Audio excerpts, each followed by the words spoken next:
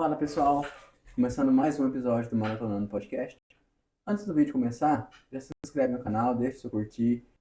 E hoje nós temos aqui para falar sobre a nutrição para atletas, o Jonathan Galassi, nutricionista esportivo. Jonathan, se apresenta pro pessoal. Muito prazer, pessoal. Então, meu nome é Jonathan da Silva Galassi, sou nutricionista esportivo, pós-graduado em nutrição esportiva, pós-graduado em diabetes, desde 2020 aí na caminhada com o pessoal aqui da região de Nova Santa Bárbara, Londrina, São Jerônimo, tudo isso daí. E estamos lutando aí para ajudar a galera com a performance, tanto em esportiva quanto em emagrecimento e tudo mais. Jonathan, para a gente começar, acho que todo mundo que pensa em iniciar a prática do esporte, em deixar de lado o sedentarismo, o primeiro objetivo é perder peso. A gente até tem alguma preocupação, eventualmente, com a estética, alguma preocupação até com a saúde, mas a primeira ideia que surge na cabeça de quem vai começar a prática esportiva é a perda de peso. Como é que a gente pode fazer para tornar isso mais saudável, mais eficiente? Como é que a gente começa essa caminhada? E mais prazeroso também, né? Porque muitas vezes as pessoas têm um receio muito grande de começar alguma coisa, falar bem assim, nossa, eu vou começar a correr. Então eu quero começar a correr, eu quero perder peso rápido. Eu quero começar a correr, eu quero ter uma performance muito rápida. Então, a partir disso, quando a gente começa a analisar o contexto dessa pessoa, então depende, né, claro, então se ela vem de uma obesidade. Então pensa comigo, se a pessoa, Jonathan, eu quero emagrecer, a primeira coisa que a gente tem que fazer é cortar os maus hábitos que a gente já sabe que a pessoa tem. Então, até mesmo na conversa, na consulta, mas a gente sempre vai buscando isso, né? Qual que é o principal ponto onde você mesmo sabe que você está errando? Então, beleza, então eu gosto muito de comer lanche. Beleza, antes de mesmo começar uma dieta, antes de mesmo começar uma coisa muito drástica, tipo, vou cortar o arroz, vou cortar isso, vou cortar aquilo. A gente tem que cortar, ou pelo menos reduzir, a quantidade do que a gente já come, que a gente sabe que é errado. Então, que seja lanche, que seja pizza, que seja doces em si, né? Eu vejo que as pessoas têm uma dificuldade muito grande de reduzir essas coisas. Na hora que a pessoa vê que o cardápio ele é a base do que ela já come, ela fala, caramba, então não é tão difícil assim. Então, hoje, atualmente, eu vejo a maior dificuldade das pessoas tirarem o que é mais, tipo, prazeroso. Então, Jonathan, quero começar a correr, eu quero emagrecer. Então, a primeira coisa que eu indicaria para a pessoa, até mesmo como bônus, né? Cara, se você tirar tudo que você sabe que é de porcaria, tudo que você sabe que é de errado, você já vai ter um ganho muito grande. Beleza, então agora eu comecei a me exercitar um pouquinho mais, até mesmo tomando cuidado com o sobrepeso, tudo para não acabar lesionando um joelho, lesionando um músculo da coxa e tudo mais, por conta do excesso de peso. Mas a pessoa começa ali, com uma caminhadinha, tirando as besteiras, tirando isso, tirando aquilo. Beleza, agora eu vou no nutricionista, então agora ele vai encaixar a dieta certamente para mim, e a partir disso eu vou começar a emagrecer mais ainda, vou começar a melhorar meu pace, que é uma das coisas que a gente sempre fala, né? Vamos tentar melhorar, vamos tentar melhorar. Então eu estou nesse pace, estou melhorando gradativamente. Então, até mesmo, tem bastante gente que comenta, tipo, adianta, o que eu tenho que começar a tomar para começar a correr? Cara, iniciativa. Só isso, porque não precisa tomar nada, é só a gente mudar um pouco do hábito que a gente vai conseguir ter um resultado muito bom lá no final, né? Você acha que para quem quer começar uma dieta, começar a ter uma alimentação mais adequada, mais regulada, com a finalidade específica de praticar uma atividade esportiva, seja corrida, seja ciclismo, seja, enfim, qualquer outra, tem alguma diferença do que você vai fazer para uma pessoa que só quer emagrecer, só quer perder peso, eventualmente melhorar algum marcador de saúde? Com certeza, com certeza. Muitas vezes as pessoas elas têm aquele contexto, ela fala assim, Jota, eu quero só emagrecer, independente, eu quero perder peso. Então, o perder peso, muitas vezes ele não está ligado com a gente pensar na quantidade de massa muscular que ela tem. A gente não está pensando no... Imagina só, num contexto onde a pessoa tem 100 quilos. Então, beleza, eu tenho 100 quilos e eu quero perder esse peso.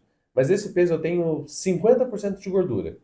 Beleza, se a gente começar a perder peso em si, a gente corta o carboidrato, a gente faz um jejum intermitente, a gente faz alguma coisa que seja forte para essa pessoa, onde ela realmente perde bastante peso. Porém, desse peso todo que ela perde, ela vai perder um pouco mais de água, ela vai perder um pouco mais de eletrólitos, ela vai perder um pouco mais de massa muscular e, consequentemente, no final disso tudo, ela vai perder peso.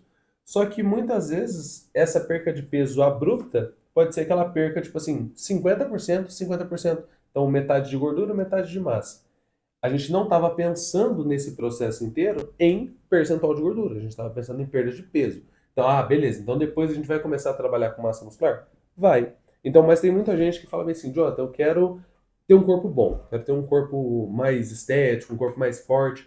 Então, essa pessoa, muitas vezes, ela não vai perder peso tão rápido, mas ela vai começar a ter, mantendo a massa muscular e diminuindo praticamente só a gordura, ou às vezes até aumentando um pouco mais de massa muscular, né? Então é isso que a gente vai ter que sempre alinhar com a pessoa. Aí a gente tem aquelas pessoas, umas que querem fazer só musculação, umas que querem fazer só aeróbico, e aqueles que querem, tipo, fazer, Jonathan, eu quero fazer um duátono, um triátono. Então tudo isso muda, porque uma pessoa que faz um triátono, ela tem um gasto calórico muito grande. Então ela vai correr, ela vai pedalar, ela vai nadar, e muitas vezes durante o processo ela vai ter que fazer academia também para fortalecer o corpo, senão ele não vai aguentar e também ele não vai conseguir performar cada vez mais. Então, eu vejo que as pessoas elas têm uma dificuldade muito grande de entender que muitas vezes quando ela vai começar muitos exercícios, ela tem que comer. E as pessoas pensam que tipo assim, eu tenho que comer menos, eu tenho que comer menos para conseguir melhorar, e você começa a enxergar que as pessoas têm dificuldade, as pessoas têm medo hoje de comer. E principalmente o carboidrato. E na prática esportiva ele é o mais, ele é o queridinho pra gente, né? Então você vai ver em algumas dietas, tipo, um pão com doce de leite, um pão com geleia, essas coisas. Ué, mas tá comendo pão, tá comendo doce, negócio errado, né? Mas às vezes não é isso. Então, às vezes, a gente tem que ver um contexto para quem que a gente está colocando isso também, né? Não é tipo assim, comecei a correr hoje, amanhã meu pré-treino já é um pão com doce de leite e uma banana, entendeu? Então a gente tem que ver um pouco do contexto e qual que é o que que a pessoa está querendo fazer no final de tudo isso, né? Doutor, Eu questão vejo. do jejum intermitente. É uma coisa que a gente vê pela internet o tempo todo, sempre tem alguém Uhum. falando, e receitas mágicas, milagrosas com o jejum intermitente. Como é que é de fato o jejum? Como é Ó, que ele funciona? Que benefício que tem? Que risco que ele traz? Como é que uhum. funciona isso? Vamos lá. O jejum intermitente, ele entra pra gente para ajudar, para agregar demais. Porém, para quê? Entendeu? Para quem a gente está passando esse jejum intermitente? Tem vários pacientes meus que eles não conseguem comer na parte da manhã. Não tem Você é um deles. Eu, inclusive. Verdade, você é um deles. Então, a partir disso, onde a gente começa a entender o processo do paciente, beleza. Vamos comer até 7 horas da noite e o seu café da manhã vai ser 7 da manhã, beleza? 12 horas de jejum, sabendo entrar nesse jejum, comendo uma quantidade um pouco maior de proteína, uma quantidade boa de carboidratos complexos, então, para a gente conseguir entrar nesse jejum e conseguir sair desse jejum ali mais ou menos 7 horas da manhã. Beleza, Jota, mas eu só consigo sair do jejum meio-dia. Não tem problema. Vai melhorar marcadores perfil lipídico, vai melhorar a questão da resistência periférica à insulina, então você melhora a sensibilidade à insulina. Mas para quem quer ganhar massa muscular, para quem quer tipo, ter um corpo estético grande, Jonathan, por que que não é tão ideal a gente utilizar isso? Porque, pensa comigo, no processo de déficit ainda entra muito bem. Eu quero emagrecer. Então, você tirar essa janela onde você não come e depois você ter ali mais ou menos 8 horas, 10 horas para você comer, o período alimentado, ele é curto. Então, é mais fácil você conseguir comer menos nesse horário. Agora, na hora que você tem que ganhar massa muscular, é o momento onde você tem que comer mais. E aí, entrando agora numa parte mais específica da prática de esportes. Passei pelo processo de emagrecimento, perdi o peso que eu precisava, cheguei pelo menos perto ali do peso que eu queria ter para poder render na prática esportiva. Mas eu tô sentindo que ainda não vai. Parece que eu tô me sentindo fraco, tá faltando energia, chega no meio do treino parece que acaba a bateria. O que que tá acontecendo de errado? O que que tá faltando? Normalmente, isso acontece quando as pessoas estão começando. Beleza, tô sentindo bem, tô me sentindo bem. Só que ela também já, como ela já passou por esse processo de secagem, já está na hora dela começar a comer um pouco mais. Então tá faltando carboidrato nesse momento. Então ela conseguiu perder peso. Beleza. Então a gente precisa de substrato para isso. Basicamente o nosso carro. O nosso carro, ele, quanto mais cavalos ele tem, mais ele gasta. Então, consequentemente, para a gente é a mesma coisa. Quanto mais eu corro, melhor a minha performance, mais eu tenho que ser alimentado. Só que, consequentemente, o que é o nosso combustível? O nosso combustível é o carboidrato, diretamente, né? Então, vai ser transformado ali em ATP e a gente utiliza essa molécula de energia como a melhor forma para a gente. Então, Jonathan, eu vou correr 5 quilômetros. Quem corre 5 quilômetros, a gente necessariamente, essa pessoa, ela precisa de uma energia mais rápida no pré-treino. Então, é onde ela precisa realmente ela não, dificilmente uma pessoa que vai correr os 5 quilômetros, ela vai suplementar, tipo assim, nossa, eu vou colocar 2 carbogel no meio do treino. Por quê? Porque não é. Ele vai utilizar muito glicogênio muscular e muito ATP nesse momento, sim, mas não é o que vai depletar ele, vai deixar ele totalmente cansado. Então, tudo isso eu vejo que é uma das. Aí, nesse cara que vai correr os 5 quilômetros, as suplementações que eu acho mais ideal acho não, né? É o que a gente utiliza bastante e vê resultado com os pacientes. A creatina, então, que ele vai ressintetizar vamos dizer assim, o ATP, ele é a energia, a molécula de energia que a gente utiliza no nosso corpo. Consequentemente, se eu consigo, a partir do momento que eu utilizei ela, ela se transforma em ADP. É uma molécula inativa no nosso corpo, a gente não usa mais. Porém, quando eu tomo a creatina, ela ressintetiza isso. Então, ela transforma o ADP em ATP. Então, eu voltei essa energia no meu corpo. Então, beleza. Então, a gente já vê que no processo de corrida eu estou utilizando o ATP, utilizei a creatina. Opa, então já dá para a gente melhorar um pouco mais a performance. Uma das outras suplementações também que eu acho muito bacana é a betalanina. Então a betalanina, ela é um tamponante que ela utiliza que a gente utiliza normalmente na prática do esporte de endurance e tudo mais. Por quê? Porque ela é um tamponante. Ela vai inibir os canais de hidrogênio, que o hidrogênio é ácido no nosso corpo. Então, normalmente quando a gente está ali correndo, está ali nos 3 quilômetros, você começa a sentir aquela ardência na perna, você fala, caramba, vou ter que parar. A betalanina ela entra para isso, para ela tampar os canais de hidrogênio, você não ter esse acidificação na sua perna ou no teu corpo inteiro, às vezes até no braço, quando a gente vai utilizando ele demais, né? Então ela vai tampar, e isso que aconteceria mais ou menos nos 3 quilômetros, pode ser que entre ali nos 4,5 ou não aconteça. Pode ser só depois, né, no ácido lático. Então, consequentemente, outra suplementação que a gente utiliza bastante nessa área, só que, pensa comigo, se o hidrogênio é ácido e ele não está entrando na corrente sanguínea, dentro do músculo, ele está em algum lugar. Então ele está na pele. Então aí vem aquele efeito da parestesia, da coceira, que muitas vezes muitos atletas não gostam de utilizar a betalanina por conta do efeito da coceira.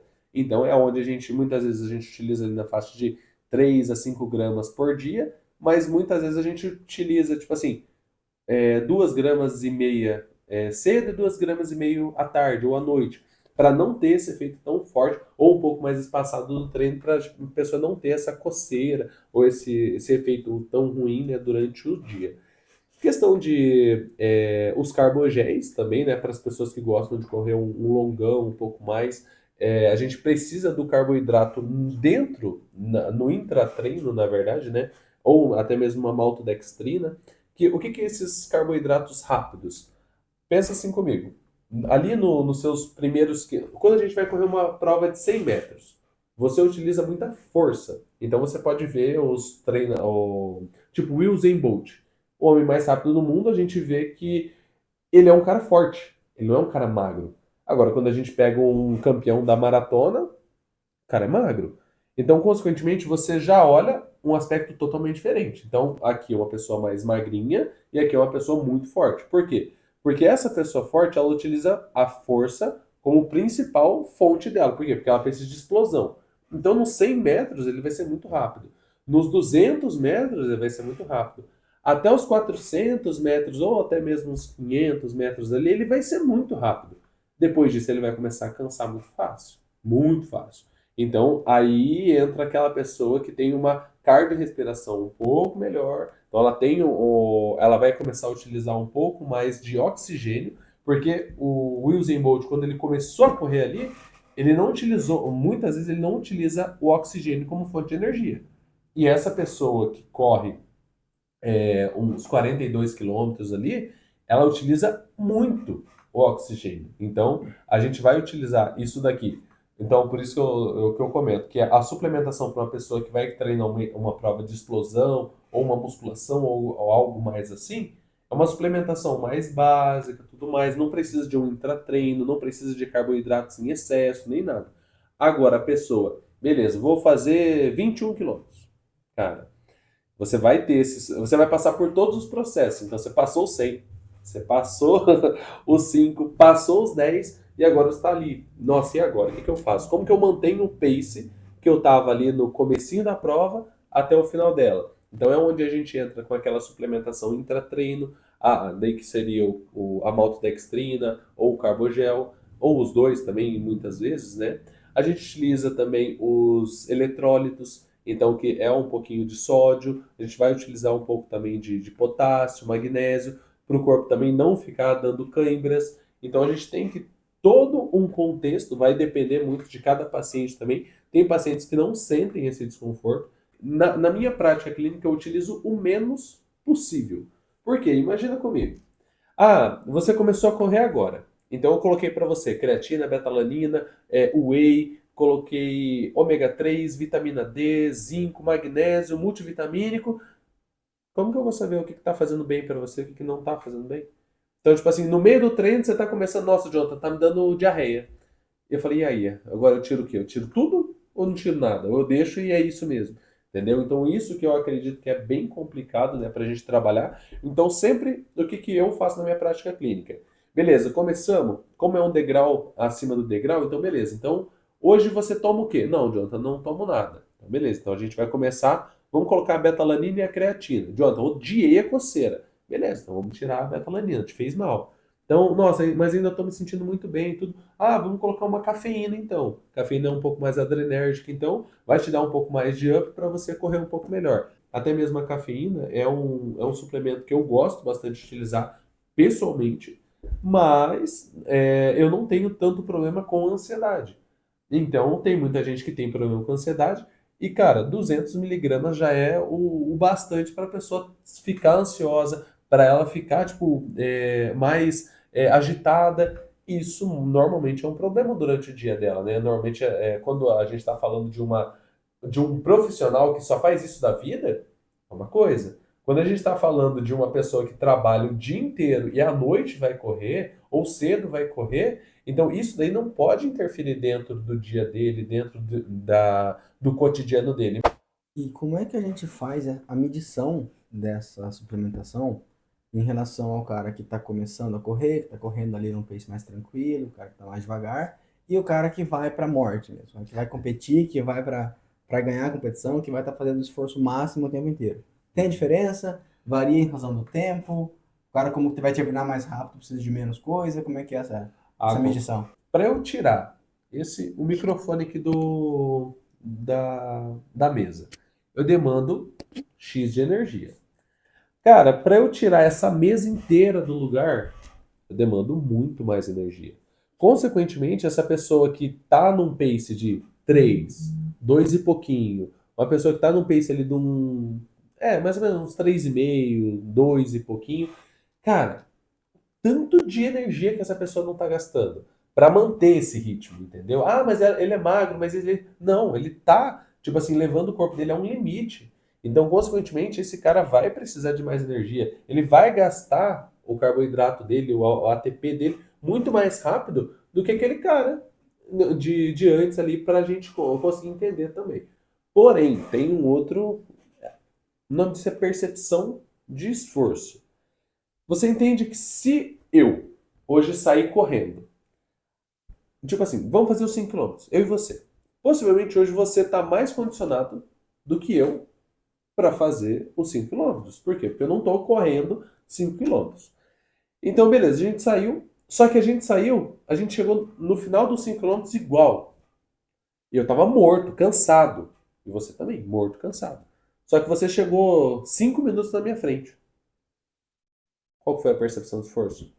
A minha e a sua foi igual. O resultado foi diferente, mas a percepção de esforço foi a mesma. Então, uma forma muito clara da gente entender que a percepção de esforço, normalmente, ela não é o resultado que você espera.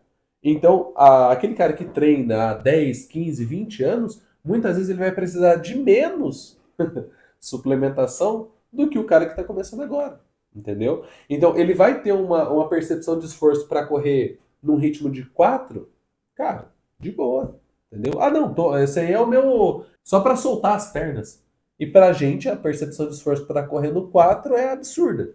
Então, é a mesma coisa da gente correr os 100 quilômetros, entendeu? Então, muitas vezes, para esse cara aí, muitas vezes pode ser que precise de menos suplementação, mas as pessoas normalmente elas olham, tipo, uma dieta mediterrânea, né? Que hoje ela é a dieta ouro pra gente. Aí as pessoas falam, nossa, mas a pessoa que mora no Mediterrâneo, todo dia depois do almoço, ela toma um cálice de vinho. Normalmente na dieta mediterrânea, as pessoas comentam sobre ele, sobre o resveratrol, que ele é bom para a saúde cardiovascular e tudo mais. Porém, o resveratrol, a gente acha também no suco de uva. Então, o suco de uva que a gente utiliza, ele tem bastante carboidrato, ele melhora a saúde cardiovascular e para pessoas que correm, é ótimo. Entendeu? A gente utilizar um carboidrato rápido, que melhora a saúde cardiovascular e que te deixa saciado. Também não um pão ou alguma coisa assim, que às vezes a pessoa sente um desconforto.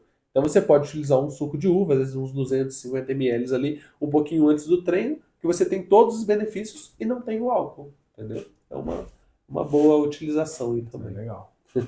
E se eu tô com uma dieta ideal, bem equilibradinha, bem certinha, comendo a quantidade correta, comendo os grupos de alimentos que são necessários, ainda assim eu vou precisar, em algum momento, em razão da busca de uma performance um pouco maior, num treino um pouco mais exigente, vou precisar suplementar ou só com a comida dá para manter o suficiente da alimentação?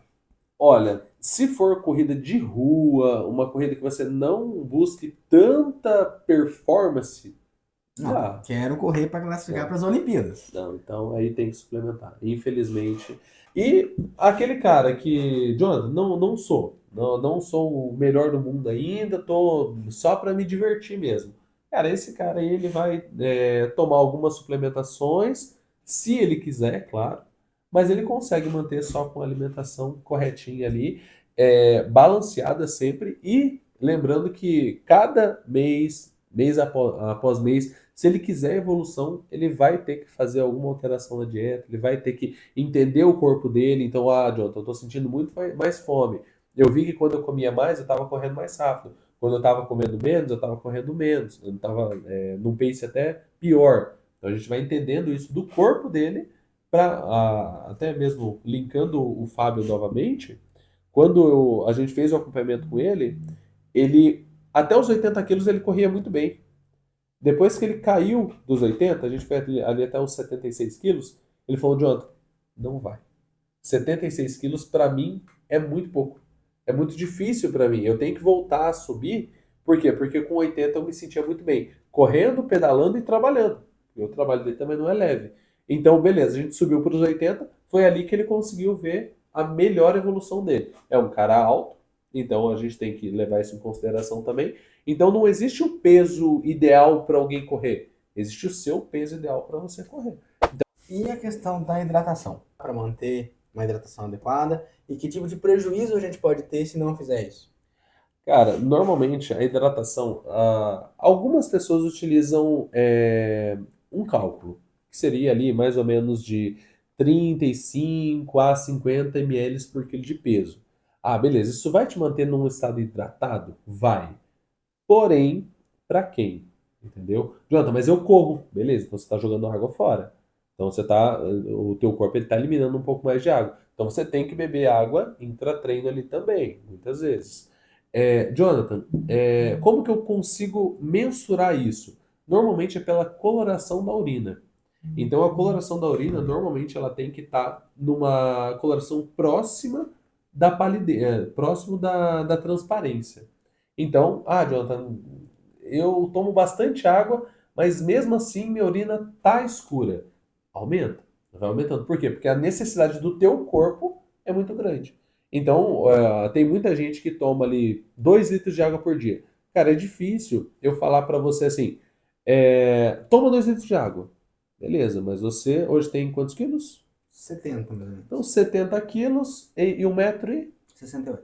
1,68 m. Beleza, mas para você pode ser que seja bom 2 litros. Mas e para eu, que tenho 100 quilos e 1,81 m? Entendeu? É pouco, é muito pouco 2 litros de água por.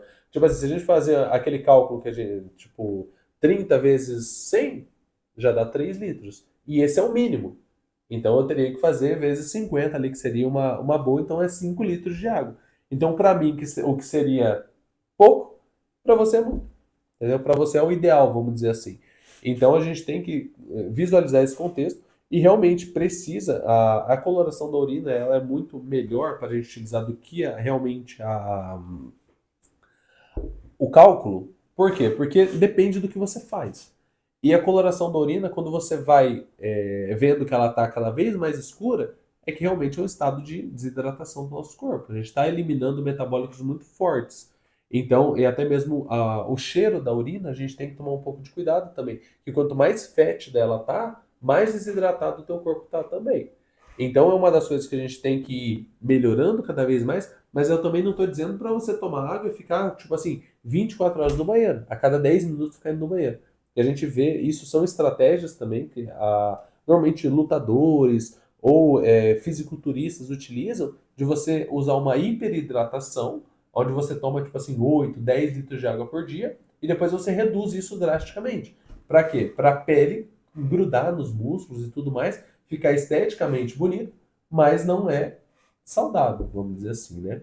Mas em questão da hidratação, até mesmo água de coco, muitas vezes as pessoas gostam bastante de tomar, uma boa, mas não é água. Então, eu gosto de salientar isso, não é água. Ah, eu gosto de refrigerante, Jonathan.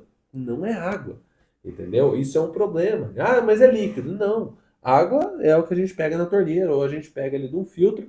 Isso sim, para hidratar o nosso corpo, para melhorar o nosso metabolismo, é água normal. E qual que é o risco que você tinha perguntado para mim?